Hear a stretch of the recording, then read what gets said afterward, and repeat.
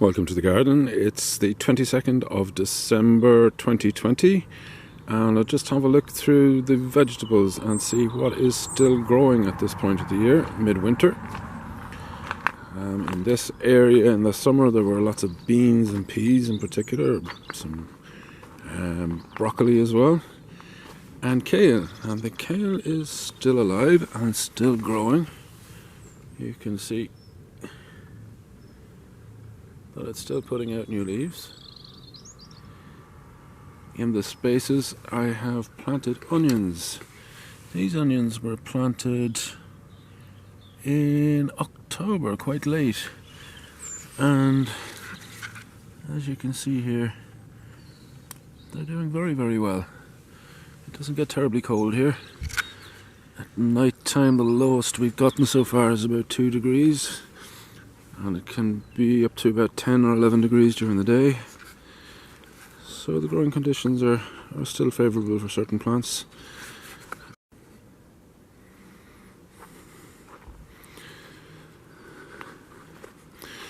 Here's my second vegetable patch. This patch was only put in place last June. In this first section I planted carrots in early June. They really haven't done well at all. Most of them are gone. Some of them are still only tiny. These are here since June. Don't know what's wrong, because about 8 inches of depth in soil. The soil here is the same as everywhere else, and they just haven't worked out. So I've put in some spare plants, some spare onions, spare garlic, and suede, just to fill up the space.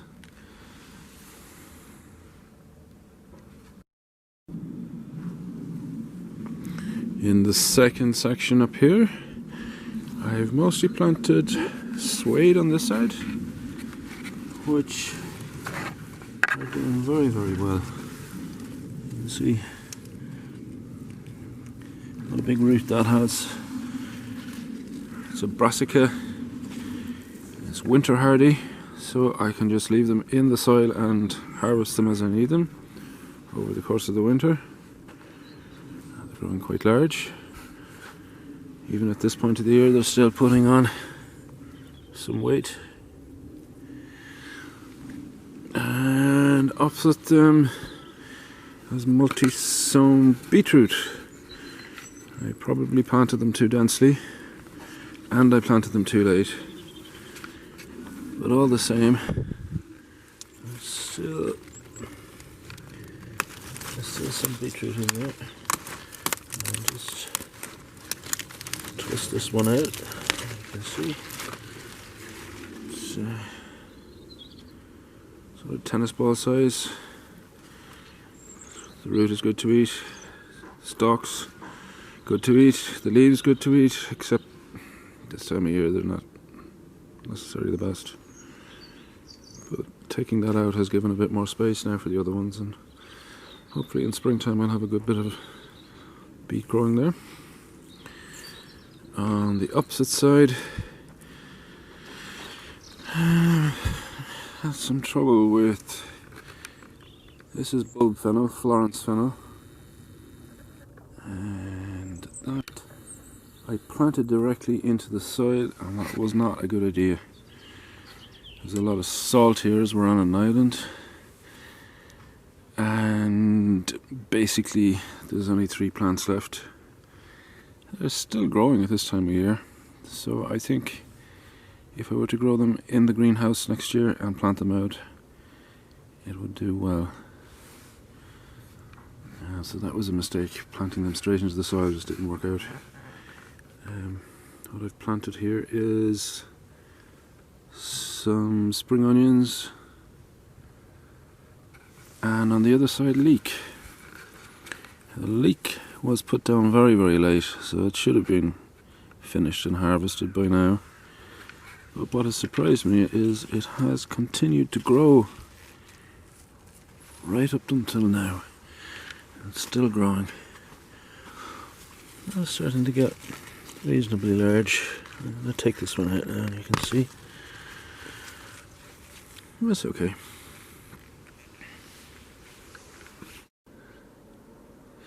Up here in front of the house is my potato patch. This is an experiment.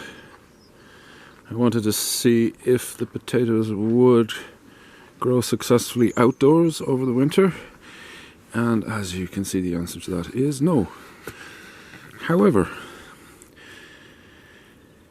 most of the damage has not been caused by the cold here, but rather by the salt in the winter storms that we've had.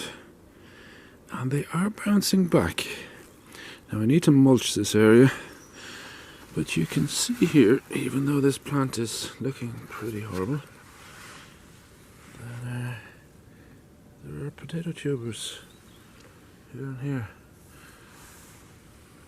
So I imagine there's quite a few potatoes still in the ground here. I'm going to mulch it over because I don't want to expose these to the light. These are rooster potatoes, a red potato, which does very well in the Irish climate. And I'm hoping that this will just give me a head start next spring with my potato crop. We'll see, it's my first time planting this time of year outdoors. If I planted them indoors and they'd been protected from the salt, they would have been just fine. So, that's the potatoes.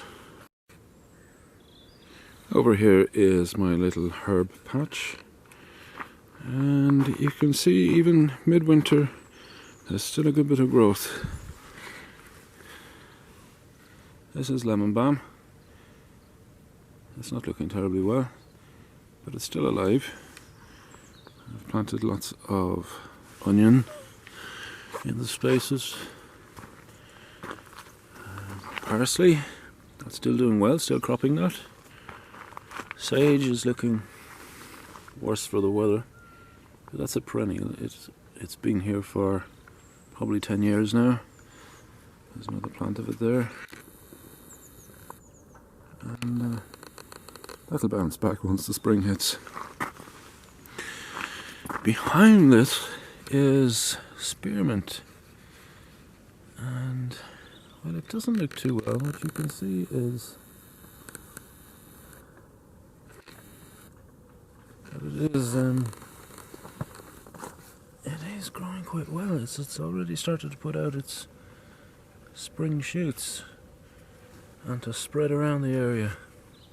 It's a very tasty mint, so I'm delighted to see that growing. Some rosemary back there, that only went in this year, so I wouldn't expect that to be doing terribly well. I'll show you some established rosemary in a minute.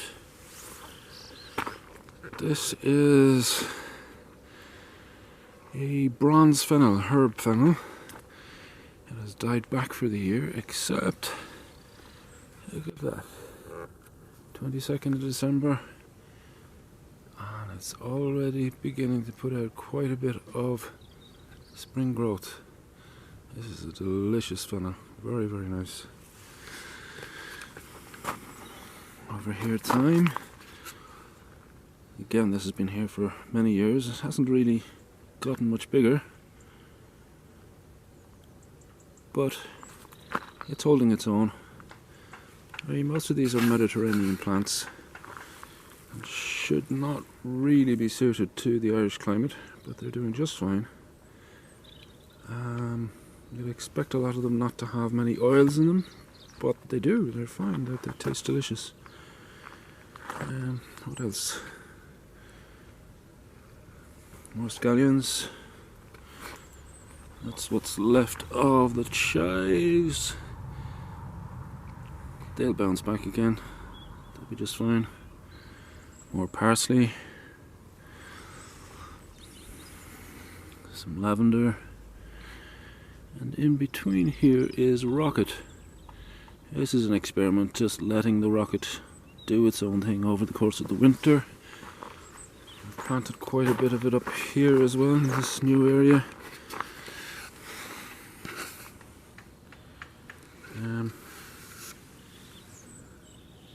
They don't look terribly well, but what I'm hoping is that they survive the winter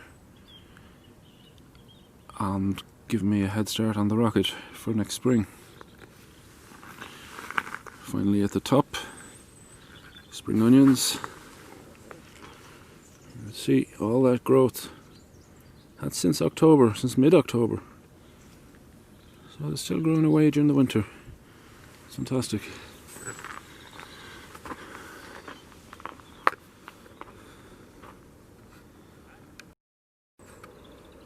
This is another Mediterranean plant. I said I'd show you some rosemary.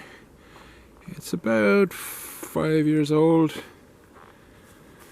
in this position, and it's doing extremely well, and it tastes very strong, plenty of oil in it. This is mostly rock and bog here, so it's used to poor quality soil. But there's not a lot of sunshine here, so I'm surprised to see how well it is doing. It flowers well, it seeds well, cuttings take really well.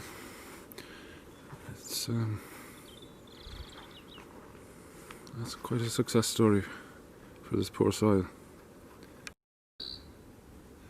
Here's another plant you might not expect to see in this part of the world. This is a bay tree. It might be about 7 or 8 years old. A beautiful lemony flavour. It must be about 7 or 8 feet high. You can see the burning on it from the salt.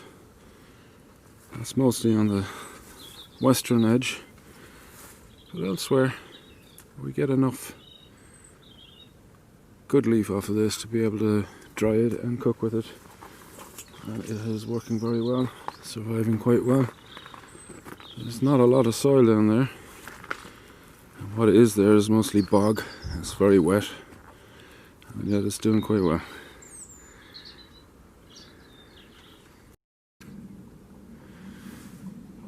Here's something else I wanted to show you. You can judge the height there of the plants because that fence behind is an 8-foot high fence.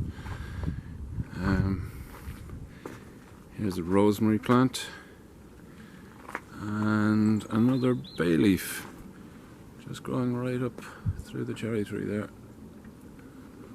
which is about 8 feet high at the top, with certainly 4 to 5 feet of good strong growth there.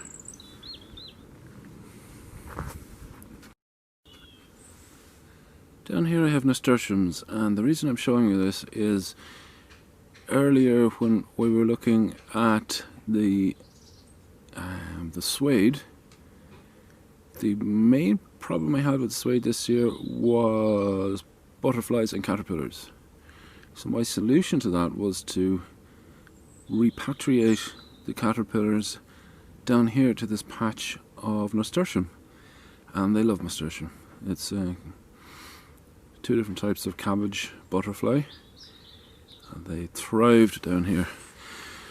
This is well protected with my studio, my art studio beside me, and if you come in you can see where the butterflies ended up. I hope you can see. There's one.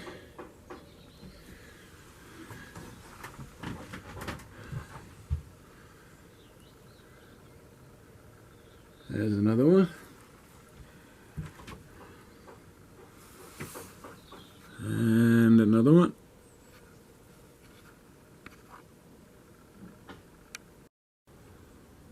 So just make a short stop here just to show out in the garden in quite an exposed area. This is mint, and that is new growth at the center.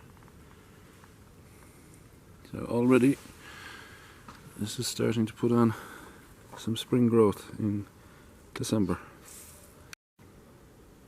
So now we're inside the greenhouse. On my left here is an area that has for the past 10 years or so been perennial kale. But I cleared that out this year and built a new bed And what I've planted in it are leeks. These are the same leeks that were outside earlier. And you can see they're not doing as well. That actually the leeks outdoors seem to be doing better. This is herb fennel. This is all new growth down at the bottom. This plant has been here for quite a number of years and continues to do well. And around the sides is an experiment. These are peas. I bought a packet of Marifat peas in the supermarket to see what would happen and to see if they survived the winter. They're not very happy. They don't like the cold, and I probably should stake them up. We'll see. I'll keep an eye on them and see how they go, but right now they're not doing terribly well. Perhaps it'd have been better to put in beans instead. On the other side is my perpetual kale, which does fantastically. It's a bit slow this time of year, not the nicest to eat, but it's growing quite well. It will probably bolt come spring, but I get a huge crop off this. You can see down here, this is the same mint. Mint that was out in the garden. Doing a lot better indoors. With some garlic and onions stuck in between. At the back is a vine which is just dying off. And in the middle, this is, see if we get a flare. There we go. Is a tomatillo, or Cape gooseberry, or physalis. It is very similar to a tomato, except that it flowers and fruits this time of year. There's an orange fruit inside these little papery cups, and there's an orange fruit inside. I don't see any ripe at the minute to show you, but they'll be ripe fairly soon. It's a very invasive plant. It does extremely well here. It's a problem keeping it back rather than anything else.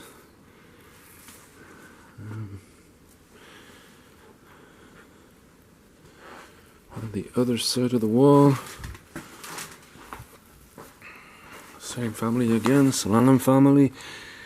This is tobacco. I don't smoke tobacco, but the seeds for this came from the pouch of a shaman from Canada, from the Iroquois Six Nations. So I'm just growing it because it's a sacred plant. Some cabbage, which isn't looking too well now. I think this cabbage has decided to change into a Brussels sprout plant. At the back here, these are more peas. There were a lot of peas in that packet for only, I think it was about €1.50. Certainly a good way to get seed. Some Swiss chard. It's not in a good spot. That's just why it's not doing so well. That's okay. More onions. Banana. More onions. So finally over here, this is Angelica, which was planted too late last summer. So I'm hoping I get something out of it next year. It seems to be doing okay in surviving the winter.